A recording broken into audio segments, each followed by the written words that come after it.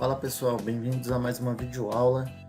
Hoje nós vamos falar sobre algumas memórias auxiliares, algumas memórias especiais, alguns registros, né, alguns endereços especiais.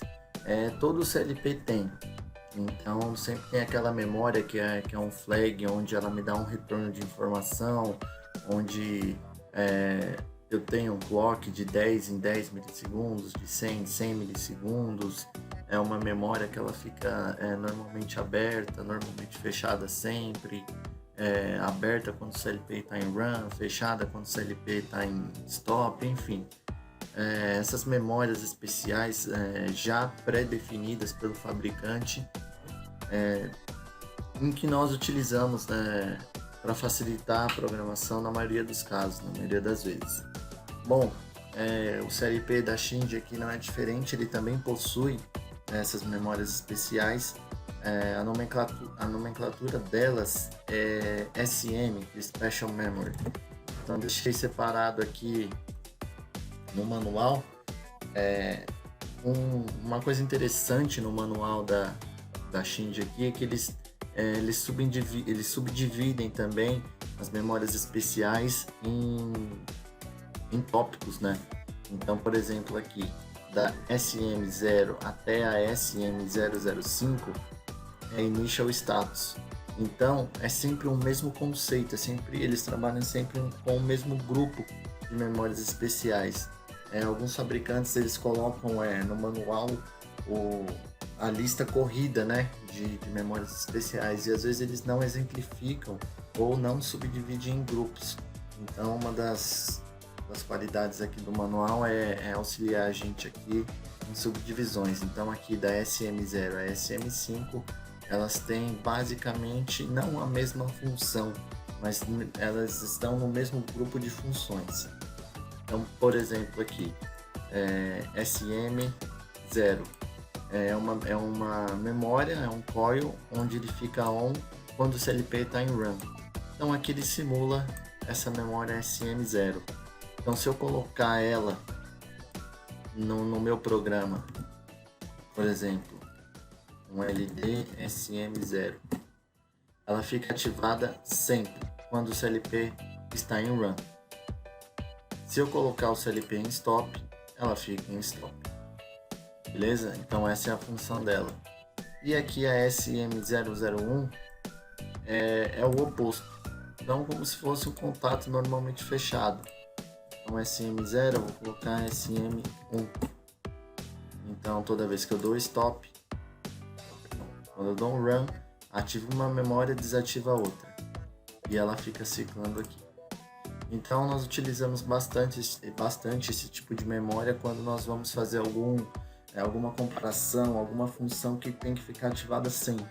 Então ao invés de nós deixarmos aí uma memória auxiliar qualquer, uma M0, uma M1, nós utilizamos essas memórias especiais em que nós conseguimos deixar ela sempre on quando o CLP está rodando, está fazendo o scan dele. Beleza? Então auxilia bastante. E assim por diante, ela sempre nesse grupo aqui de Initial Status vai ser sempre o mesmo conceito. A SM002 e SM003 é a mesma coisa dessas memórias aqui, da 0 e da 1, porém é só leitura aqui no pulso positivo ou no pulso negativo. Então seria a função aqui, por exemplo, de rampa, LDP e LDF. Então aqui ele me mostra aqui um diagrama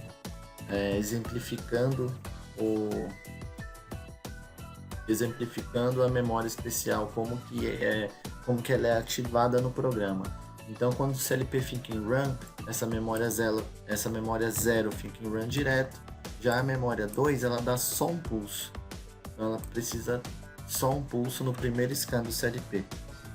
Então ela é um pouquinho diferente. E assim nós vamos no manual, a gente consegue rastrear algumas memórias para auxiliar na nossa programação. Por exemplo, a de tempo que eu falei. A de tempo vai da SM11 até a SM14. Então aqui ele pulsa de 10 em 10 milissegundos. Aqui 5 milissegundos na borda de subida, 5 milissegundos na borda de descida, totalizando aqui os 10. Então de 10 em 10 milissegundos, SM11, SM12 de 100 em 100 milissegundos, SM13 de 1 em 1 segundo e a SM14 de 1 em 1 minuto. Então 30 segundos em on, 30 segundos em off.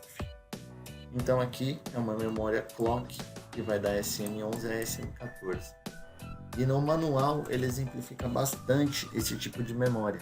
Então aqui é o Mark, 0-bit, Borrow, Carry, enfim, tenho toda essa gama aqui de memórias especiais para eu incrementar no meu programa e conseguir facilitar a minha programação.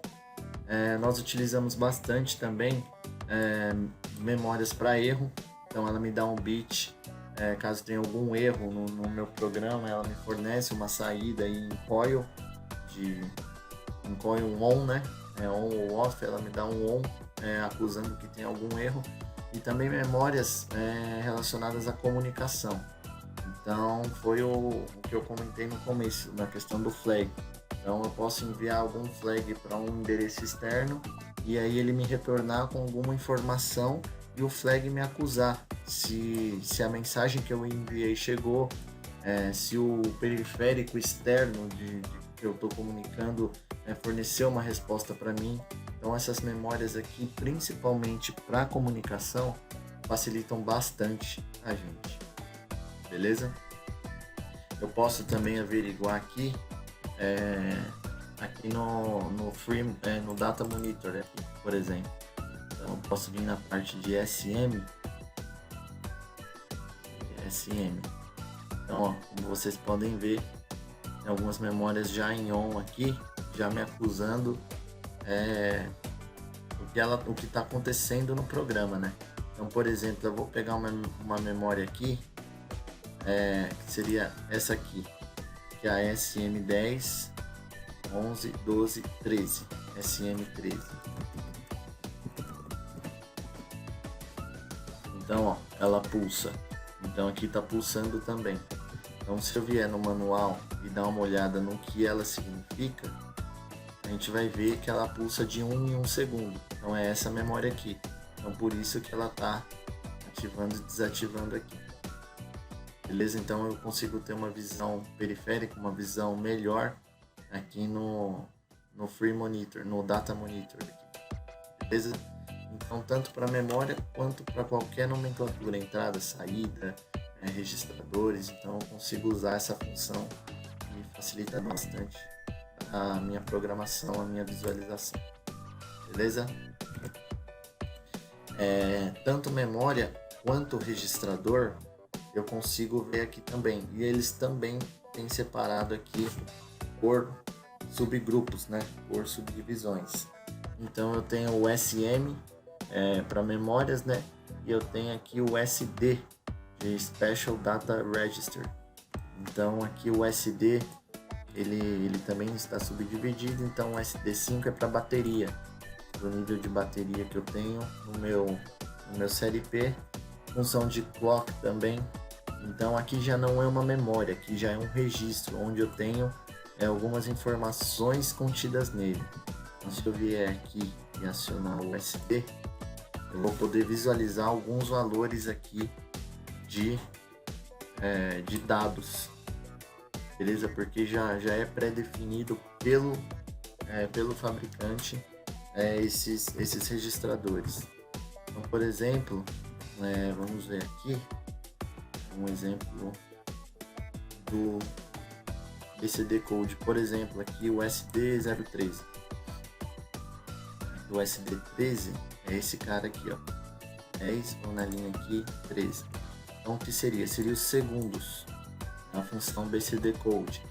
Então aqui ele conta os segundos que eu tenho, aqui são as horas, provavelmente, o máximo scan, segundo, minuto, hora é o SD015. Então venho aqui, 16 horas, 23 minutos, 55, 56, 57, 58, 59, 24 minutos. Então aqui é a função RTC do meu CLP. Ele pega aqui o meu relógio do Windows e vocês podem ver, são 16:24, 16:24, ele contando os segundos aqui. Dia 10/10, do ano de 2019. Então, tá toda essa função aqui. Então, tem alguns registradores que facilitam bastante a nossa vida. Eles estão contidos aqui no manual. Manual que é fornecido gratuitamente para vocês. E eu consigo, novamente, facilitar muito a minha programação. Então, qualquer função que eu tenha, se eu tiver trabalhado com outros CLPs, eu já tenho uma base de nomenclatura, de como pesquisar no manual.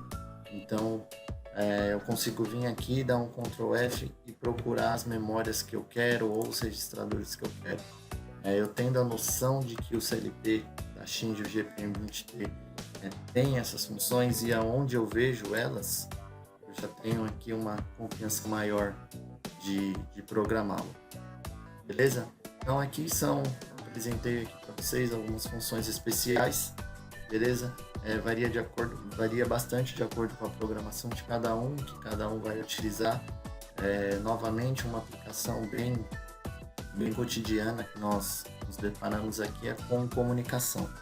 Então, nós utilizamos bastante registradores especiais, bastante memórias especiais quando nós vamos montar algum protocolo de comunicação, onde eu quero ver a resposta do meu periférico, quero saber se eu estou enviando realmente uma informação, se eu estou obtendo aí a comunicação. Então a gente utiliza bastante. Até essa função de RTC também, geralmente para histórico, geralmente para parar a máquina em determinado momento. Então ela já está presente dentro do software. O fabricante já alocou alguns endereços pré-definidos e eu consigo encontrá-lo aqui no software juntamente com o manual. Beleza, pessoal? Obrigado pela atenção, ficamos à disposição